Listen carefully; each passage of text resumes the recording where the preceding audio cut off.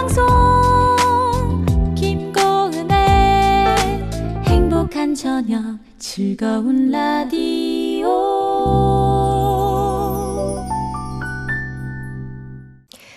우리는 누구인가 시즌2 어떻게 살 것인가. 오늘도 유승대 목사님 나오셨습니다. 목사님 어서 오세요. 네, 안녕하세요.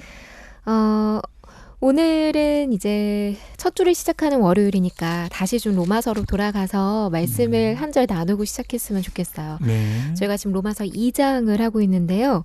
2장의 20절 말씀 오늘 함께 보겠습니다. 율법에 있는 지식과 진리의 모본을 가진 자로서 어리석은 자의 교사요 어린아이의 선생이라고 스스로 믿으니.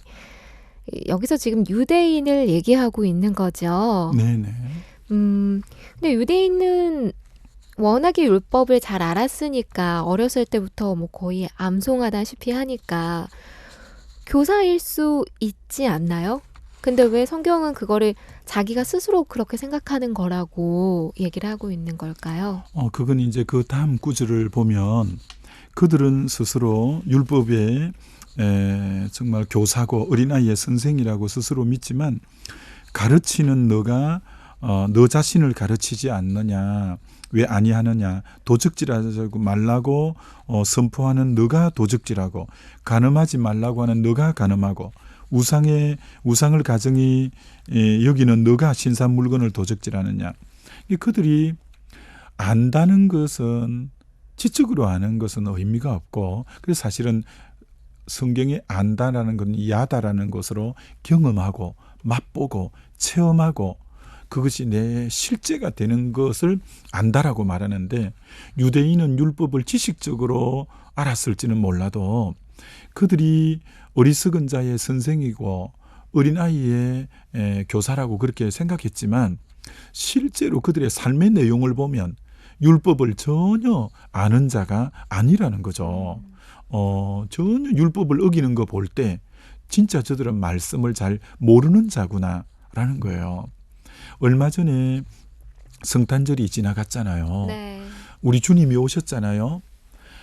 근데 그 주님을 마태복음 16장에 베드로가 이렇게 고백했잖아요. 주는 그리스도시요 살아계신 하나님의 아들입니다. 오늘 우리도 예수님을 그리스도라고 고백하잖아요.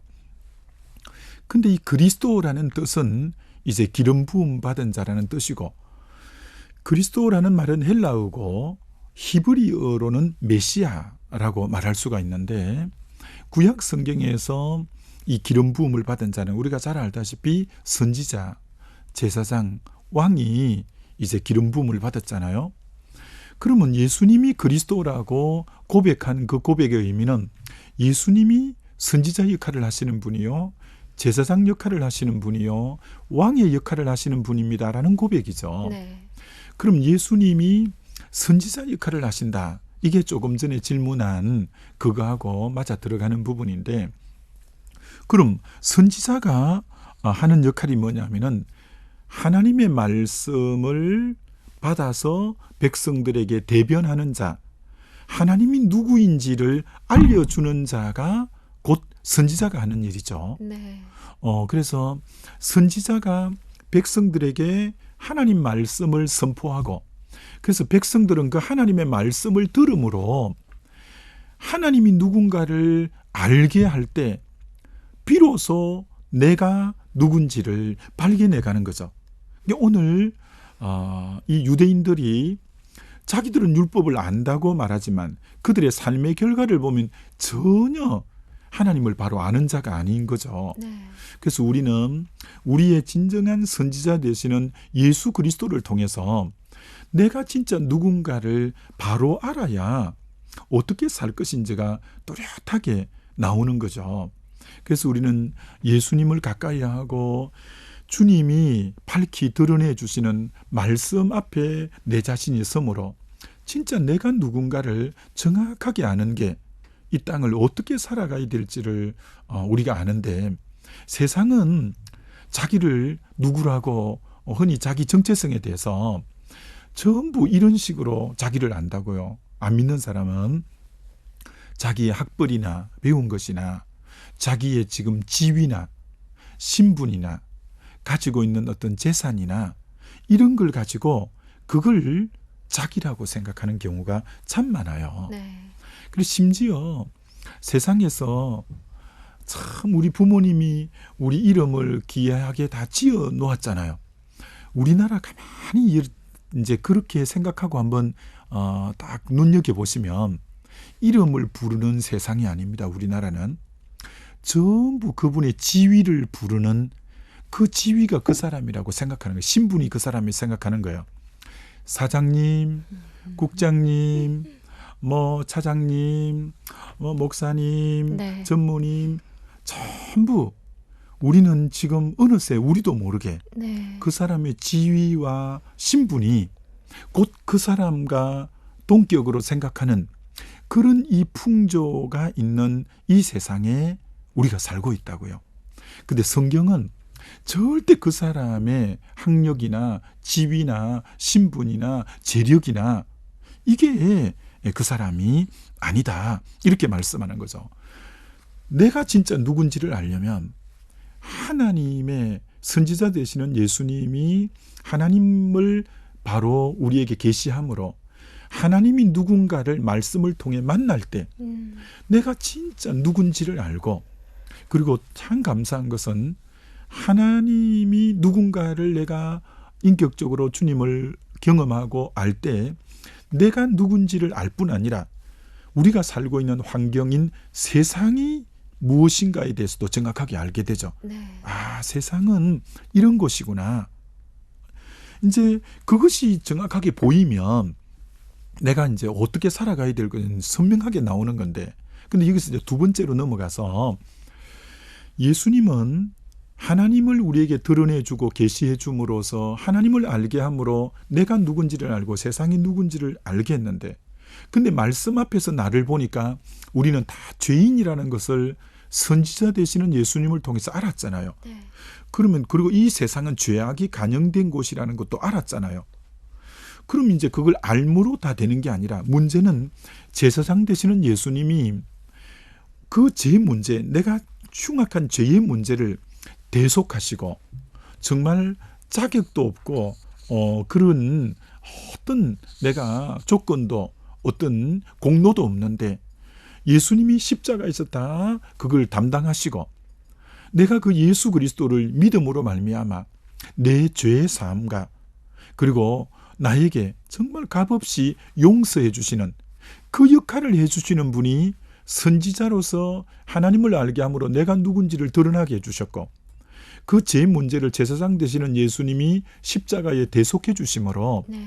나를 용서해 주시고 그래서 이제 죄 용서받고 하나님의 자녀가 되고 보니까 네. 내가 어떻게 살아야 될지는 하나님을 영화롭게 하면서 살고 이웃을 사랑하면서 살아야 된다는 게 정확하게 답이 나오고 그 정도가 아니라 예수님은 왕으로서 오늘도 우리의 인생에 수고하고 무거운 짐을 져주는 너 주인 되어줄게. 너 작은 하나하나까지 내가 다 맡아줄게. 네. 너 나에게 맡겨. 그러니까 이 예수가 그리스도로 오신 이분은 정말 나에게 완벽한 나의 구주와 주님으로 와주신 거죠. 하나님을 알게 함으로 내가 누군지를 알고 세상이 뭔지를 알고 이 죄 문제를 제사장 되시는 예수님이 대속해 주므로 그를 믿을 때 값없이 용서해 주고 이제는 내가 어떻게 살아야 될 삶의 방향성과 질서를 정확하게 알게 해서 하나님을 영화롭게 해야 되겠구나. 네. 이웃을 사랑해야 되겠구나 라고 알고 그러면서도 이 땅 헤쳐나갈 때는 역부족이 많고 수고하고 무거운 짐이 많은데 내가 너 주인 되어줄게. 왕이 되어줄게. 나에게 맡겨. 내가 다 인도해 준다니까 하면서 왕으로까지 서주시니 완벽한 그런 게 베드로가 주는 그리스도시요 살아계신 하나님의 아들일 때 얼마나 우리 주님이 이것을 알게 하는 것은 혈육이 아니라 하늘에 계신 아버지께서 알겠다고 바요나 시모나 네가 복이 있도다. 네. 그렇게까지 말할 정도 이 고백 위에 내가 교회를 세우겠다고 할 정도로 주님도 흡족해 이렇게 하셨죠. 참 감동을 먹으신 것처럼 그러니까 우리 주님이 얼마나 우리에게 귀한 분인지 그래서 오늘도 하여튼 우리 주님이 우리의 해답이신데 네. 이렇게 마무리를 지어보면 네. 미우라 아야코 그 산포 능자라고 하는데 참 저는 대학 때 예수님을 처음 만나고 그때 기런여기에 빛과 소금 또 빙점 구약개론 신약개론 그 미우라 아야코가 써놓은 게 있어요. 네. 참 그분의 영혼이 너무 맑아서 그분의 책을 많이 읽었는데 그분은 24살 때 초등학교 원래 교사였거든요. 척추 결핵염이 걸려서 통기부스를 해서 24살에 병상에 통기부스를 해서 누워갖고 전신이요? 예, 전신이 대소변 다 받아내고 몇 살까지? 37까지. 이게 청춘을 결핵 그 병동에서 다 보낸 거죠. 네. 참 얼마나 참 한편으로 안타까워요. 네. 근데 너무 감사한 것은 그때 주님을 인격적으로 만난 거예요. 근데 불교는 일본은 불교가 많죠. 그분이 일본 분이니까 네. 자기가 이제 불교에 심취해 있다가 기독교로 개종하게 된 거죠. 그래서 이제 병상에 있으니까 한 번씩 결핵이니까 죽음의 그림자가 오고 외롭잖아요. 13년을 병상에 통기부세가 누워 있다는 거 정말 뭐 어떻겠어요. 네. 근데 자기가 개종해서 이제 은혜 가운데 지내는데 아쉬움이 있더라는 거예요. 뭐가 아쉽냐면 불교 믿을 때는 뭐가 좀 답답하거나 그럴 때는 간센보살 나무아비 타부링 그렇게 하면 네. 되는데 기독교에는 뭐 이런 게 없을까? 좀 힘들고 할 때마다 좀 부를 수 있는 뭔가 뭐 도라미 타불 뭐 할 게 있어야 되는데 없을까 했는데 자기가 딱 성경 읽으면서 임마누엘 아멘 이제 자기가 만들어낸 거예요. 하나님이 나와 함께 하시지. 예, 그렇습니다. 아멘. 그래서 자기는 이제 맨날 간센보살 나무아비 타불 이렇게 하는 게 입에 길들어져서 이제 그 시간대마다 주님 앞에 정말 병상에서 외롭고 힘들 때 임마누엘 아멘 이렇게 딱 선포하는 거예요. 그럼 주님의 위로가 너무너무 다가오고 때로는 그 13년을 병상에 그렇게 누워있으니 대소변 다 받아내고 하니까 죽음의 두려움이 엄습할 때가 있대요. 그때 딱 담대하게 임마누엘 아멘 이렇게 하면 두려움이 싹 사라지고 그리스도의 평강이 그의 마음을 그렇게 사로잡는다는 거예요. 그러면서 그가 나중에 빙점이라는 책도 쓰고 아사히 신문에 1등 당선되고 막 간증들이 너무 많은데 살다 보니까 지독한 오해를 받을 때도 있고 때로는 설명할 수 없는 오해를 받는데도 변명할수록 막 설명할 수도 없고 그럴 때 굳이 변명 안 하고 임마누엘 아멘은 주님이 나와 함께 하십니다.